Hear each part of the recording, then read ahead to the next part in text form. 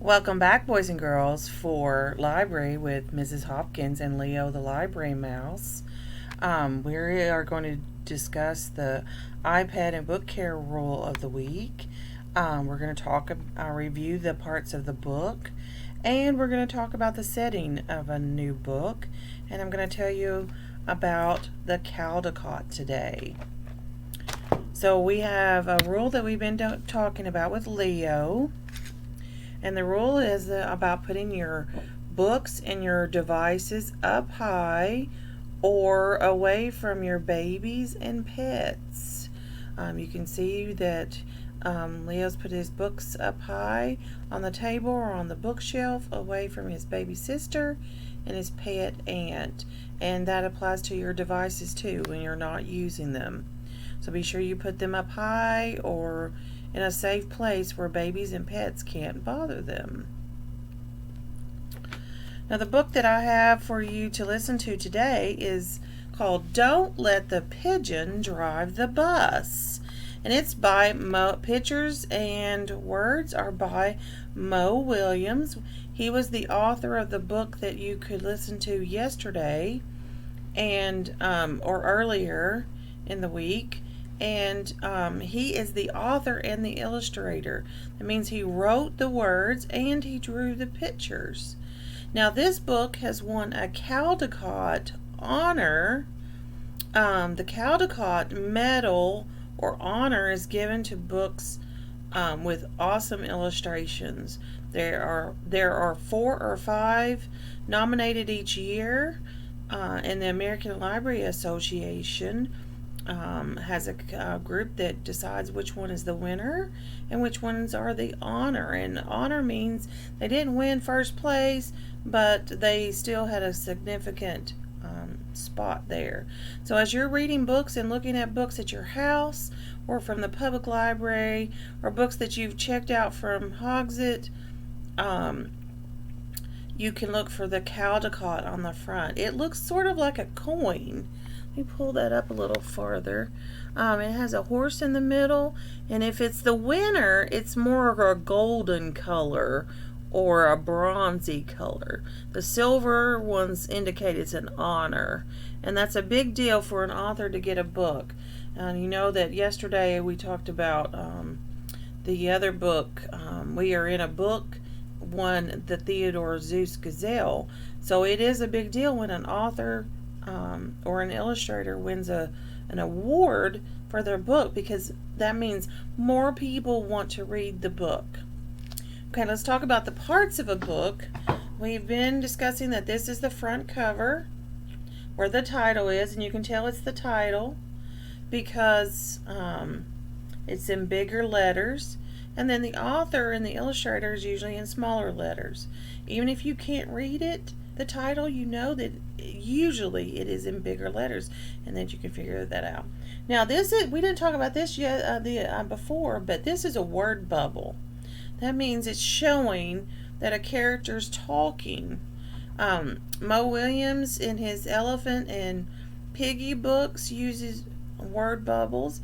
He uses word bubbles sometimes in the Pigeon books. And you might see those word bubbles in some other kinds of books. So be looking around as you're reading your books and looking at books to see if you see word bubbles. Sometimes there are and sometimes they're not. So that's the front cover. The back cover. Now this back cover has 2 barcodes. This is the Hogsett barcode that tells the computer that this book is this one, and this is a barcode where you might have bought the book. Your books will maybe have this barcode on it, your personal books. Now, the part of the book that keeps the book together and connects the front cover and the back cover is called the spine. And those are some things that you can show your reading buddy about as you're reading books with your reading buddy or with your family. We did talk about the title page yesterday or before, and some books have it on the second page. Sometimes you have to turn more to find the title page, and this one is the title page. This one has a little bit of a story before it starts, and you'll see that when you listen to the story. This is the title page, and it's called the title page because it has the titles on it, it has the author, and it also has the publisher. What company put the book together? Now today I wanted to discuss with you the setting of the story. This is called Don't Let the Pigeon Drive the Bus. We can make a guess that the pigeon is probably the main character, but we're talking about the setting of the story, where we think this story takes place. So if I open it up, now it's talking about, before I open it up, it's talking about a bus. That could be like a city bus, and we don't really have a lot of those around this area. But you might also think of it as a school bus. Where would you see a school bus? Would a school bus be inside? Probably not. So we're going to open up the book. I'm going to go past the title page. And you can see there's the bus driver, and he's leaving the bus. Where would the bus be? Would it be inside or outside? I'm going to make a guess about that. And buses typically are outside because they're so large. So we can make a guess that the setting of this story is outside. And when you listen to the book, you can find out that it is outside. And even though you don't see any trees or grass, that's just how Mo Willems does his illustrations. But you can tell that it is outside because of the bus. So the setting of this story, where the story takes place, is probably outside on a bus.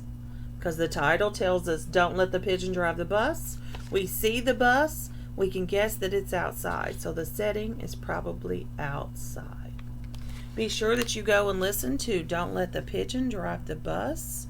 And be looking around at your personal library or the books that you borrow from the public library to see if you have any Caldecott medal winners or Caldecott honor books. And I'll put that up closer. Happy reading, everybody.